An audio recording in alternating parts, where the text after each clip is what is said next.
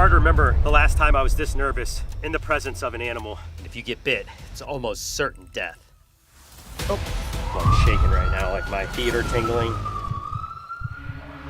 Right now, I am out tide pooling in Eastern Australia in search of the deadliest creature on the planet. The blue ring octopus has one of the most toxic venoms on Earth, and if we're lucky enough to find one, I'm going to attempt to touch it with my bare hands. But first things first, let's get looking. From experience tide pooling, the best results are usually from the edge. The further out you can go, the better. An octopus can change the texture of its skin, and it would just look like any of these. Now, I've struck out on all 3 previous occasions trying to locate a blue ring octopus. I'm hoping 4th time's a charm.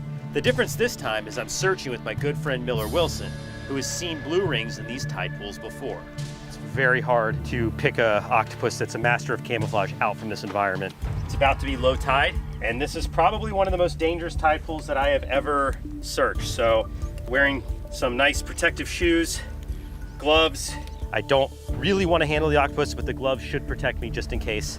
And of course, we still need to watch our steps, because if you look at this, all these rocks out here, exactly like a stonefish. And this is stonefish territory. The stonefish is the world's most venomous fish. If you step on one, your boots will not protect you. A single sting from a stonefish can be excruciating and can even be deadly. No octopus. Flipping's not really doing it, so I'm just gonna cruise to cover a lot of ground looking for movement. A lot of times I do see octopus moving from pocket to pocket, but they slink along the surface. So I'm just looking for any movement right now. Any movement, we're getting it though, feel it.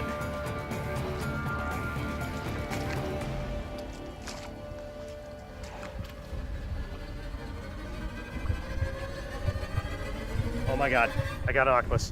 I got a blue ring, guys.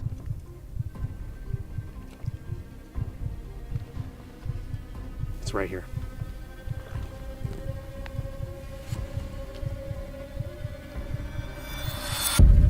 There it is. I missed it. It's right in here. It's right here. How could I miss that? That was it.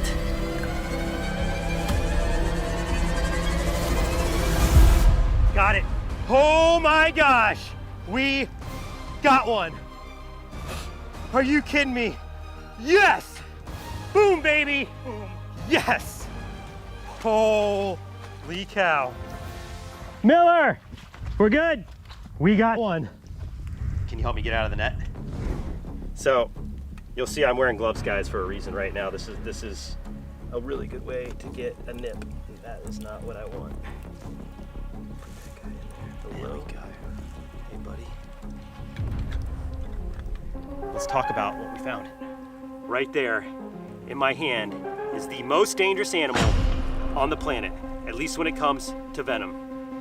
Nothing in the animal kingdom is more toxic than this tiny little octopus. And yes, I am nervous about it, but before the end of this video, I will officially touch with my bare hand the most dangerous and toxic creature on Earth.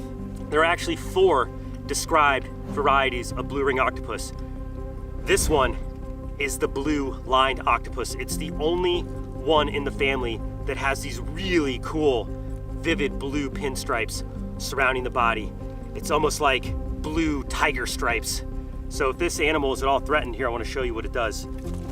See that? Look at those rings go. Is that cool or what?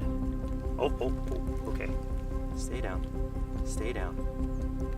If the octopus is at all agitated, not only does it flare up the rings on its arms, but those lines on its body glow. Back up, I'm toxic. That's your aposematic warning. And if you don't listen to me, I'm gonna give you a nip.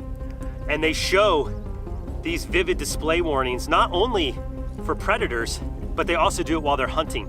They will do it to confuse or startle their would-be prey.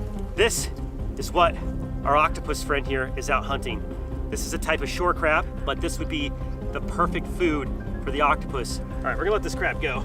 A single bite from this octopus could kill over 20 human beings. Needless to say, if I get nipped by this creature, that'll be the last nip I ever take. Now these octopus are nocturnal and they are masters of camouflage. Its normal color pattern perfectly blends in to this silty environment. They have 3 hearts that pump blue blood. They also have 9 brains. 1 central brain to run the entire nervous system, but then at the base of each arm, they have another brain. And you can see there, that little beak holds 2 venom sacs. And it's actually a toxin that it doesn't even produce itself, that it actually picks up through bacteria that it finds in the environment, through other organisms in this tide pool, and it collects this bacteria in its salival glands, and when it uses its beak to bite into its prey or a predator for escape, it will actually inject saliva into the wound. Once this saliva enters the bloodstream, you get infected with TTX. No animal has as lethal of a dose as the blue ring octopus does. If you get even a micro amount of TTX in your bloodstream, all you can do is be put on life support and hope that eventually your body works through the toxin on its own. And here's the worst part about it. While you might be in complete paralysis, you are lucid. There are survivors that have lived to tell the tale of having people try to resuscitate them, giving active CPR, and they weren't able to communicate, but they remember everything. And a lot of people get bitten by these octopus because of mistaken identity. You'll come out to a local beach in Tideful. Guys, turn your cameras right now.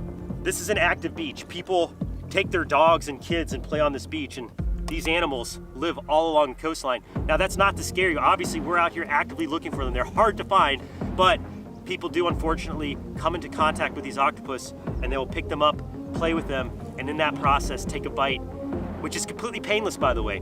Initial symptoms are going to be things like tingling, difficulty breathing, difficulty thinking, loss of your motor skills, wobbly walking. If you think you are ever bitten by a blue ring octopus and you start to have symptoms, you have to be rushed to the hospital as fast as you can. We're talking like life flight situation, because you only have a matter of minutes before your whole nervous system starts to shut down and you're no longer able to breathe. Whew. And saying all that while holding the octopus in your hand, it's hard to remember the last time I was this nervous in the presence of an animal. All right, the time has come for something that I've thought a lot about. Because I know the only way that this octopus has the ability to envenomate you is a bite with its beak, I'm going to attempt to touch with my bare hand the most lethal, toxic animal on the planet. In order to do that, I'm gonna just dump out this water. Look at that. The octopus is trying to mimic the color of the cube. Rest assured, this is just a camouflage tactic. They are masters at this. That octopus is still very much able to pounce and bite. They can spend extended periods out of water. All right, so just so you guys know, if this blue ring does snare me, we're going to the hospital. On 3. 1, 2, 3.